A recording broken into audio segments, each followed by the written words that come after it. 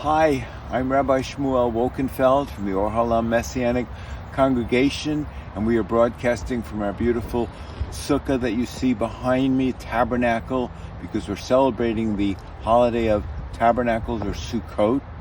And I appreciate this theme of God being a waymaker. So Isaiah 43 says, "Here I am, doing a new thing. Now it's springing up. You do not know about it? Surely I will make a way." There it is, a way in the desert, rivers in the wasteland. I give waters in the wilderness to give drink to my chosen people, the people I formed for myself, so they might declare my praise. So the Jewish people have been blessed by the calling of God. Not that it wouldn't be so perfect to follow it, but nevertheless God has been faithful. And the enemies of Israel have repeatedly purposed to destroy the Jewish people, from Pharaoh in Egypt to Haman in Persia, ancient Persia, to Hitler and the modern Islamic movement. And one of the key leaders of the modern Islamic movement is a man named the Mufti, or the title, the Mufti of Jerusalem, Hajj Amin al-Husseini.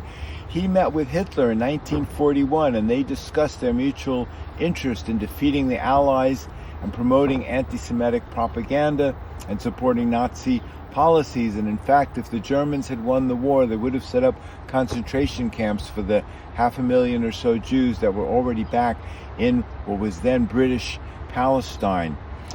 Hajj Amin promoted anti-Semitic policies and contemplated a genocide, and his nephew was Yasser Arafat, who picked up the mantle of murder and hatred of the Jewish people, and he was the first one to apply the term Palestinian to Arabs. Previously, it had been the Jews who lived in British Palestine that were called Palestinians. Palestinian Press is now the Jerusalem Post, Palestinian Post. And so he applied that to people that were really Syrians and Egyptians and Iraqi Arabs, but he called them Palestinians, and it's not really a genuine name. But the Jews of Europe and North Africa and the Middle East fled from enemies, returned to a wasteland of desert and swamp.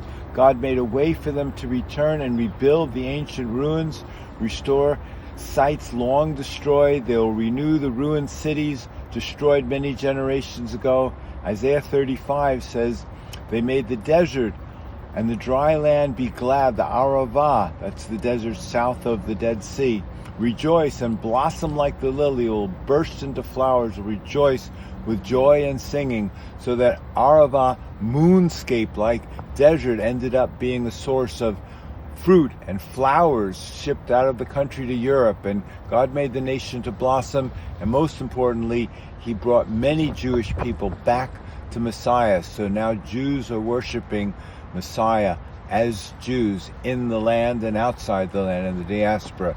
So we're so thankful that God made a way for the Jewish people. He is indeed the Waymaker.